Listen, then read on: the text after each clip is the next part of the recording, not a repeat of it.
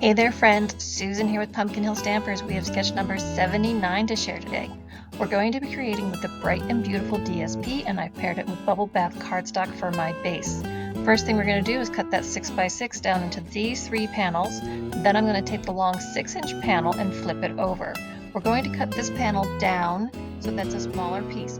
First we're going to cut it so that it's 3 3/4 inches long, and then I trimmed it to 2.5 inches wide.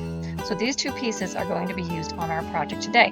Now for the bubble bath cardstock, I decided to emboss that with the 3D Basics background texture folder. I stamped a large image from the detailed dogwood stamp set onto my pattern paper, and then I'm using my blends, Berry Burst and Old Olive, to color in that image for the card. So these are the parts and pieces that we're going to put together on this project today, and you know all the details are on my mini tutorials. Just subscribe to the email. First, we're going to fold our card base in half and give it a crease with our bone folder. Next, we're going to add the full panel of DSP to the center, the one that's kind of variegated pink.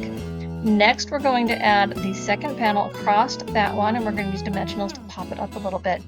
Then we have a nice simple project right there. But I decided I wanted to add one more element, so I stamped with Old Olive the little dragonfly onto another piece of that DSP, cut it out and put it on dimensionals, and then pop that on as a little embellishment. So here is my final project. Please leave me a comment, let me know what you think and that you were here today. You can subscribe to the YouTube channel here, visit my website, or leave me a comment. And you know, if you have any questions, just let me know. I'm here to help. Have a great day and do some fun stamping.